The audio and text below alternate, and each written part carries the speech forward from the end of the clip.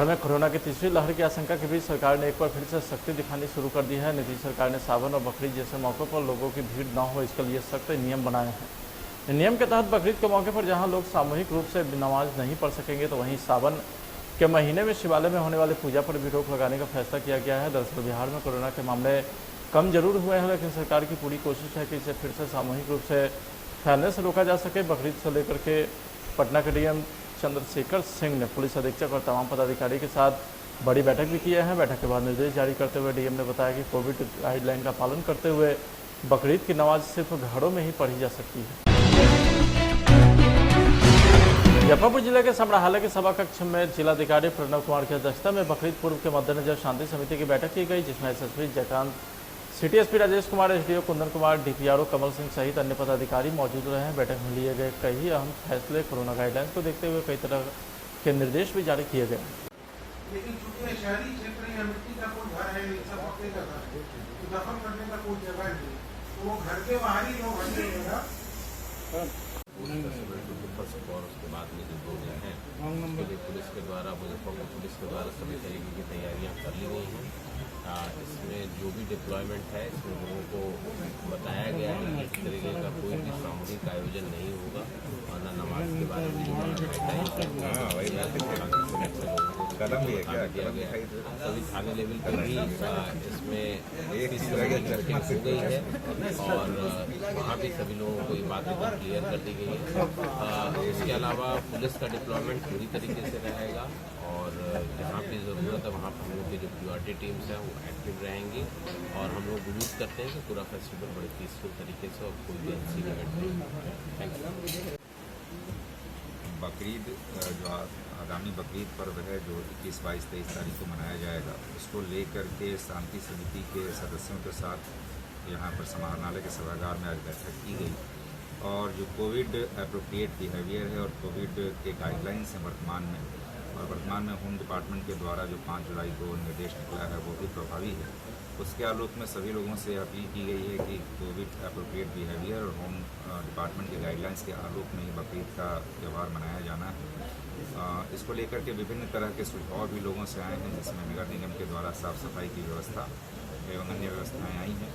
तो ये सारी चीज़ें सुनिश्चित कराई जाएंगी और लोगों से हम लोगों का अनुरोध है कि बिल्कुल कोविड का डर थोड़ा ज़रूर कम हुआ है, लेकिन कोविड के संभावनाओं को हम लोग नहीं नकार सकते हैं, इसलिए हम लोगों को कोविड के प्रोटोकॉल को निर्वहन करते हुए इन पर्वों को मनाना है और इन सभी चीज़ों को बेहतर तरीके से कराने के लिए पूरी चाक चौबंद व्यवस्था की गई है। सभी जगहों पर हम लोग आवश्यक रूप से पुलिस और मजिस्ट्रेट की तैनाती कर रहे हैं और हम लोग पूरी तरह से आश्वस्त हैं कि सभी लोग के समन्वय से और बेहतर सहयोग और प्रयास से इन पर्वों को हम लोग बेहतर तरीके से मनाएंगे।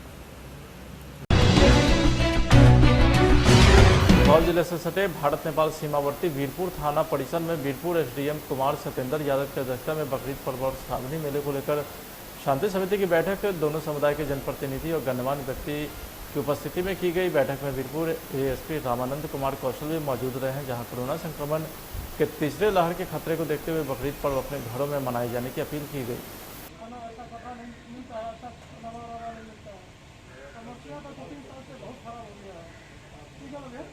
रोड वाला मामला कहाँ तक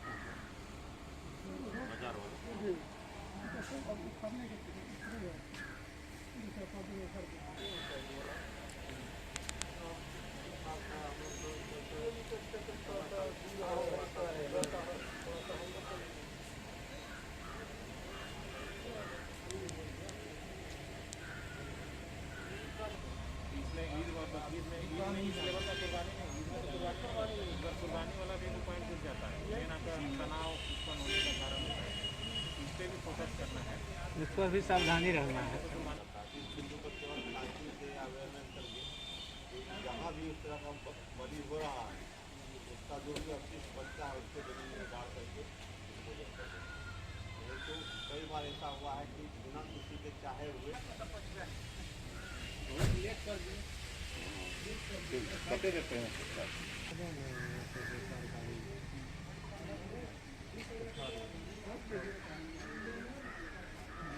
सर, वीरपुर थाने में बकरीद पर्व और सावनी मेला को लेकर शांति समिति की बैठक रखी गई। इस बैठक में क्या क्या बात की जा रही है? मुख्य रूप से 2 बिंदुओं पे फोकस किया गया है। तो कोविड को लेके कोविड प्रोटोकॉल जो है उसमें उसको पूरी तरह से फॉलो करना है, क्योंकि धार्मिक स्थल विभाग के आदेशानुसार 6 अगस्त तक उस पर अनलॉक 4 का चल रहा है प्रक्रिया। तो उसमें सभी धार्मिक स्थल बंद है। कहीं भी सार्वजनिक स्थल पर धार्मिक स्थल पर कोई भीड़ इकट्ठा नहीं हो। सब लोग शांति से अपने व्यक्तिगत रूप से इस चीज़ को मनाएं, चाहे वो श्रावणी मेला हो या बकरीद का नमाज हो। इस चीज़ को लेकर के समाज के जो सभी दोनों समाज के जो प्रबुद्ध लोग हैं उनके साथ एक शांति समिति की बैठक आयोजित की गई है। दूसरा, बकरीद के मौके पे कुर्बानी को लेकर भी जो किसी तरह का जो सामाजिक सद्भाव बिगाड़ने वाली जैसी कोई अराजक तत्वों का जो कुछ प्रयास हो उसको कैसे उसको डिफीट किया जाए, ख़त्म किया जाए, इन सब बिंदुओं पे इन लोगों के साथ बैठकर एक बैठक आयोजित की गई। सर एक जानकारी आई जो सुन्नी बोर्ड के द्वारा जो है कुछ निर्देश जारी किया गया, सर वो क्या है? सुन्नी वक्फ बोर्ड के द्वारा भी अपील किया गया है धार्मिक मुस्लिम समुदाय के लोगों से कि बकरीद को कोरोना प्रोटोकॉल को पूरी तरह से फॉलो करते हुए और शांति तरीके से मनाया जाना है। उसके संदर्भ में सभी लोगों को अवगत करा दिया गया। सभी को वो जो अपील है उसकी कॉपी भी सब लोगों को प्रोवाइड कर दिया गया है। Thank you. पिछले 2 माह से भी ज़्यादा समय से जेल में बंद पप्पू यादव को जमानत मिल गई है। पटना की जिला अदालत ने पूर्व सांसद जन अधिकार पार्टी सुप्रीमो राजेश रंजन और पप्पू यादव को जमानत दे दी है। अदालत ने पप्पू यादव को हिदायत भी दी है कि आगे आप ऐसे काम नहीं करेंगे। हालांकि यह जमानत उन्हें बिना अनुमति के धरना प्रदर्शन करने और सरकारी काम में बाधा पहुंचाने के मामले में दी है। जमानत मिलने के बाद भी पप्पू यादव फिलहाल जेल में ही रहेंगे। बिहार की राजधानी और पटना जिला लगातार कोरोना वैक्सीनेशन अभियान को लेकर के सफल बनाने में जुटा है तो नए कीर्तिमान भी स्थापित कर रहा है। जिले के 3 वैसे केंद्र जहां 24 घंटे कोरोना टीकाकरण किए जा रहे हैं, वहां 8 जून से अब तक 2 लाख लोगों का टीकाकरण हो चुका है। 2 लाख टीका पूरा करने के बाद 24 घंटे कार्यरत सभी कर्मी को जिलाधिकारी चंद्रशेखर सिंह ने प्रशस्ति पत्र देकर सम्मानित किया और जिलेवासियों को बधाई दी। जिलाधिकारी ने टीकाकरण को लेकर के नया प्रयोग किया था, जिसके तहत 24 घंटे लोगों को वैक्सीन दिया जा सके। पटना में Pataliputra Ashoka hotel, Pataliputra sport complex और पॉलिटेक्निक कॉलेज को चिन्हित किया गया था। बिहार में बसों से सफर करने के लिए यात्रियों को अब दोगुना किराया चुकता करना पड़ सकता है। डीजल के बढ़ते कीमत और गाड़ी के रखरखाव को देखते हुए बस मालिक ने किराए में बढ़ोतरी करने की मांग सरकार से की है। बताया जा रहा है कि इस संबंध में जल्द ही अपना प्रस्ताव राज्य सरकार को सौंपेंगे। अगर राज्य सरकार उनके प्रस्ताव पर सहमत हो जाती है तो राज्य में सार्वजनिक परिवहन का किराया अचानक काफ़ी बढ़ जाएगा। मोटर ट्रांसपोर्ट फेडरेशन ने डीजल के मूल्य में वृद्धि को देखते हुए बसों का सरकारी किराया दोगुना करने, कोरोना काल में 4 माह का टैक्स माफ करने, बसों में 50% की जगह 100% यात्री बैठाने समेत आधा दर्जन से अधिक प्रस्ताव पास किए हैं। बालू के अवैध खनन में संलिप्त अधिकारी पर सरकार ने कार्रवाई की है। अब तक 41 अधिकारी को हटाया गया है तो वहीं अन्य अधिकारी पर अभी भी सरकार की नज़र है। बालू खनन में संलिप्त अधिकारी जो हटाए गए हैं उनकी संपत्ति जांच के लिए कोशिश तेज हो गई है। अफसर की संपत्ति जांच के लिए ईओयू ने 3 दर्जन अधिकारी की टीम बनाई है। अलग अलग टीम अधिकारी की संपत्ति को जांचेंगे और सबूत मिलने पर आय से अधिक संपत्ति का मामला दर्ज किया जाएगा। अधिकारी की जांच टीम में कई आय से अधिक संपत्ति की जांच एक्सपर्ट हैं। आपको बता दें कि बालू खनन में लिप्त अधिकारी पर सरकार ने कार्रवाई करते हुए उन्हें मुख्यालय भी अटैच किया है।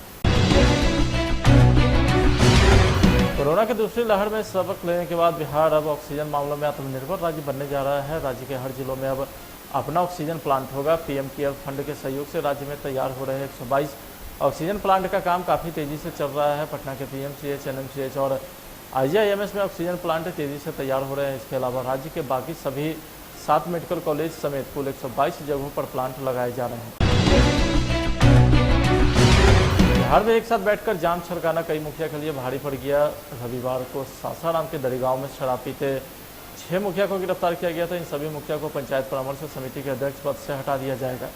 इस संबंध में जिलाधिकारी धर्मेंद्र कुमार ने पंचायती राज विभाग को पत्र लिखा है। साथ ही सासाराम प्रखंड के बीडीओ को भी निर्देशित किया गया है संबंधित मुखिया को परामर्श समिति से हटाने की प्रक्रिया शुरू की जाए।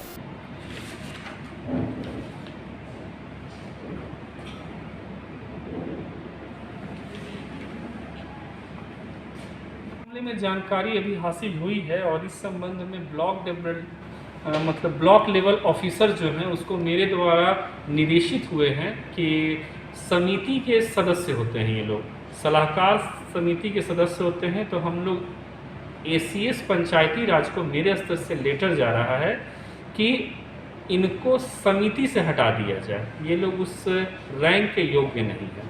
तो आज ही मेरे द्वारा लेटर भेजा जाएगा। इस संदर्भ में उनसे मेरी फ़ोन पे दूरभाष पे बातचीत भी हो गई है और हम लोग इस केस में भी फ्यूचर में भी इस टाइप के जितने भी रहेंगे केस, हम लोग एक्साइज एक्ट के प्रति बहुत सीरियस हैं और यदि इस टाइप की शिकायतें होंगी प्राप्त तो हम लोग सलाहकार समिति से उनको हटाएंगे। ठीक है। राजधानी में पुलिस का इकबाल खत्म हो गया है। सिगरेट पान मसाला व्यवसायी से लूट के दौरान अपराधियों ने उसे गोली मार दी है। घायल अवस्था में उसे इलाज के लिए अस्पताल में भर्ती कराया गया।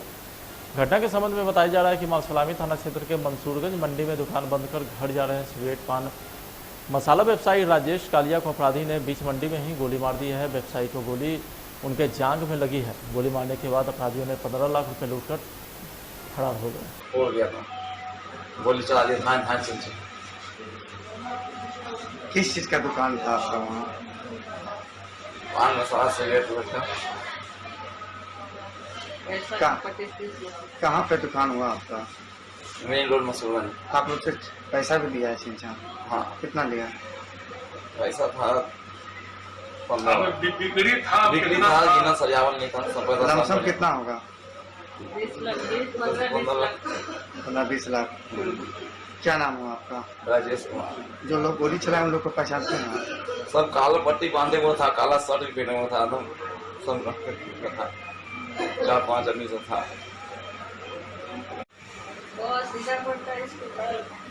इसके साथ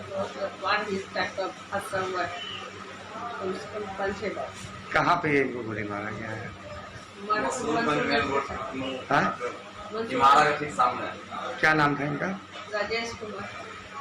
कौन लगते हैं आपके? मेरे भाई हैं। क्या करते थे? बिजनेस है, मधुसूदन दुकान है। लूटपाट के में क्या अंदाजा से जो बता रहे हैं ये राजेश कुमार कि लगभग 12-15 लाख रुपया था। स्टॉकिस्ट हैं सिगरेट गुटखा के और मंडे को इनके यहाँ लोग पैसा जहाँ से कलेक्ट करते हैं। कलेक्ट करने के बाद वो पैसा वही रात में अपना दुकान बंद करके निकल रहे थे। उसी समय 4 लोग आके इनके साथ मारपीट किया है और वो पैसा छीन लिया। तो लूटपाट किया गया है इनके साथ और उसके बाद गोली चलने की बात आ रही है। पैर में गोली मारा है इनको और सर पे भी कुछ। कितने लोग थे? अपराधी कितने थे? 4 लोग थे। 4 लोग थे। किस चीज़ से लोग आए थे? ये लोग पैदल ही थे। क्या कुछ अब तक अनुसंधान हम लोग कुछ लोगों का शक के आधार पर पहचान किए हैं और छापेमारी कर रहे हैं। कहाँ पर ये लूट हुई है सर? देखिए मंसूरगंज में इनकी दुकान है और वहीं से लगभग 1-2 बांस आगे ही अपना स्कूटी से लेकर निकले थे। उसी समय 4 लोग घेर के इनके साथ। क्या चीज़ का व्यापार करते थे? सिगरेट और गुटखा का। भागलपुर जिला के नवगछिया अनुमंडल के कोशी के कटाव का कहर बदसूरत जारी है। नवगछिया के रंगरा प्रखंड के जहांगीरपुर वैसी में तेजी से कटाव हो रहा है। कोशी का पानी घर के मुहाने तक पहुंच चुका है। कटाव विरोधी कार्य के नाम पर पैसों की बंदरबांट हो रही है। कोसी नदी के किनारे डाली गई बालू की बोरी भी पानी में समाते जा रहा है। लगातार हो रहे कटाव से ग्रामीण सहम चुके हैं और रत जगह कर रहे हैं। कटाव निरोधी कार्य शुरुआती दौर में किए गए होते तो ऐसे हालात नहीं होते। अधिकारी के प्रति ग्रामीण खासे आक्रोशित हैं।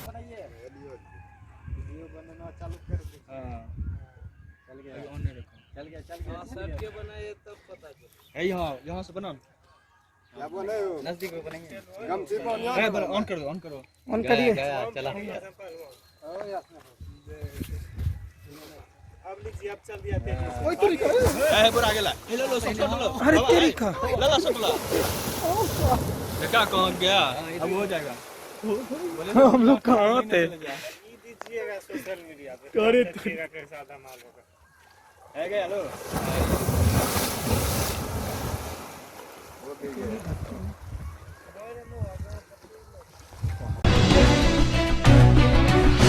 भागलपुर के बबड़गंज थाना अंतर्गत हुसैनाबाद के मुगलपुरा मोहल्ले में दिन दहाड़े गोली चलने से गर्भवती महिला की मायागंज अस्पताल में मौत हो गई।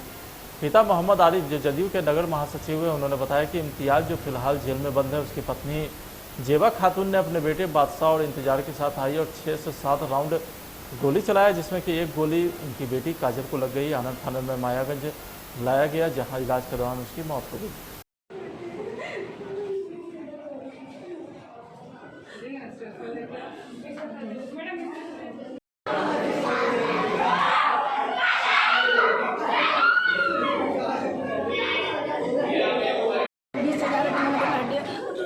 देने लगा, फिर मेरा क्या गाली देने? बादशाह अच्छा, क्या बोला वो? बोला कि तारीफ का बेटा देखता है तो बहुत उछलता थे, तो लोग को बहुत मार गोली मार दो, सब हाथ पकड़ के मारने लगा। फिर वहाँ पे आदमी सब छुड़ाया तो बहुत देर तक 4 घंटा बंद रखा तुमको? कहाँ, घर में? आधा 1 घंटा पूरा रोका सर, पूरा बाहर रोड पर रोक के हमको रखा सर, जाने नहीं दे रहा था। बोला रुक आदमी लोग को 1 घंटा घेर के रखा था पूरा सर। सब्जी लेके बारिश में भीग के पूरा भीग के बोला देखो तेरे नौ से भाई को मार दो। आरिफ क्या करते हैं? 6 तारीख की घटना ये वाली घटना जमीन में कोई विवाद नहीं है? नहीं, ये गोली जुम्मा के दिन सर 2 दिन पहले मेरे बेटा को शुक्रवार के दिन बादशाह और ये लोग रोक के रखा हुआ था करीब। बादशाह कौन? और इंतसार और ये रहमत कुरैशी, तो सर ये लोग रोक के रखा हुआ था। तो हम जब खोजने लगे तो उसके बाद गए ढूंढने के लिए, तो मिला, आ गया मेरा बच्चा घर पे। तो पूछे तो बोला ऐसे पापा रोक के रखा हुआ था, बोला था देखो गोली मार देंगे तेरे पूरे परिवार को। हम लोग उतना सीरियस नहीं लिए, बोले दूर जो मार देगा तो मार देगा, हटाओ, रंगबाज लोग बोलने का काम है उसका। उसके बाद सर रात में 11 बजे इम्तियाज की वाइफ बुलाने के लिए भेजी मेरे बच्चे को। तो हम तो सर बाहर थे, तो आए तुरंत, तो आए तो हम साथ में लेके जी रात के जी कल रात में 11:30 बजे। तो उस टाइम वो गेट में थी लेकिन बाहर निकली नहीं। तो मॉर्निंग में बादशाह आया, मुझसे पूछे कि हम बोले इम्तियाज के दरवाजे पे, तो हम बोले क्या दुश्मन आ गई तेरा मेरा, और काहे मेरे बच्चे को रोका था? कोई दुश्मन आ गई तो बोल हम घर छोड़ के चले जाते हैं।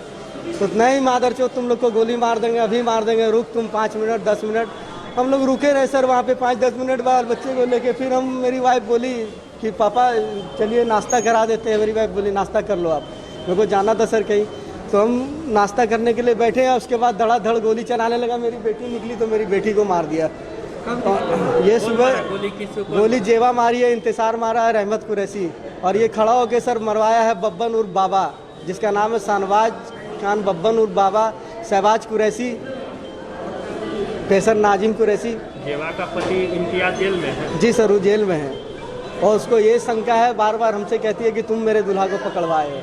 हमको क्या मतलब है सर? सुबह जो कॉल किया था, धमकी दिया था जी सर, तो सर से आप बात करवाई जी ये कॉल? सर वो मेरे को बोल रहा था कि तेरी बेटी मर न गई, तेरा पूरा परिवार मर जाएगा 2 दिन के अंदर में अगर केस किया या मीडिया को कुछ बोला तो। अब पुलिस मुखबिर वाला क्या बोल रहा है? जी यही बात बोला सर कि पुलिस मुखबरी कराना, अभी देख ले, अभी तुम्हारी बेटी मरी है, अब तुम लोग पूरा सर परिवार मरेगा। तो सर बोला तुम पहचान रहा है किससे बात कर रहे हैं? तो हमने सर जैसे गोली लगा सर हम तो बौखला गए थे सर। हमने अपने पूरन सर को फ़ोन किए सर, वो अपने फरिश्ते की तरह पूरी टीम को लेकर आए और लाके अपने यहाँ इलाज कराए। मुझसे तसल्ली भी दी कि टेंशन नहीं लेना, प्राइवेट से इलाज करवाएंगे और तुम्हारी बच्चे को बचा लेंगे। लेकिन नहीं बची मेरी बच्ची सर। किसी की गिरफ्तारी की? जी उन्हीं के गिरफ्तारी के लिए गए हुए हैं। बेटी का क्या नाम? बेटी का नाम काजल है सर। आपका नाम? मेरा नाम मोहम्मद आरिफ खान है सर।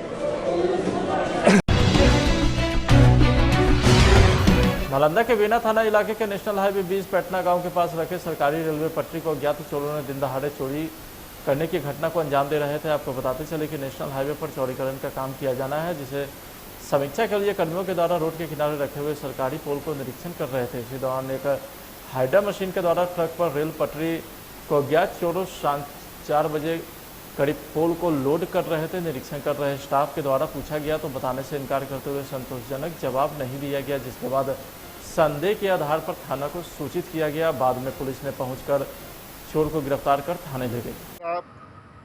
प्राइवेट लिमिटेड कंपनी है जिसके द्वारा यूटिलिटी से संबंधित रजौली और बख्तियारपुर के बीच काम किया जा रहा है। इसी कंपनी के द्वारा लोहे का जो पोल है उसको अलग अलग जगहों में गिराया गया था। आज सूचना प्राप्त हुई कंपनी के कर्मी के द्वारा कि कुछ लोग इसको गाड़ियां लगाकर इसको लोड कर रहे हैं। इसी सूचना पे हम लोग स्वयं यहाँ आए। जैसा आप लोग देख रहे हैं, जो लोड करने वाले कुल 4 जो व्यक्ति हैं उन्हें, और जो गाड़ी है डाला और जो पोकलेन है उसको हम लोगों ने जब्त किया है। और इसको हम लोग जो वेना ओपी है उसके अंतर्गत आता है, वहाँ FIR हम लोग दर्ज करेंगे। विशेषकर पहले भी कंपनी के द्वारा इस प्रकार की सूचना दी गई थी कि चेरो ओपी क्षेत्र में इस प्रकार का प्रयास किया गया था, जिसके संबंध में हम लोग विधिवत FIR दर्ज कर हम लोग अनुसंधान कर रहे थे। इसी क्रम में आज ये जानकारी मिली है। इस नेटवर्किंग में जितने भी लोग शामिल होंगे उनके विरुद्ध हम लोग गहराई से अनुसंधान कर विधि सम्मत कार्रवाई करेंगे। कितने बजे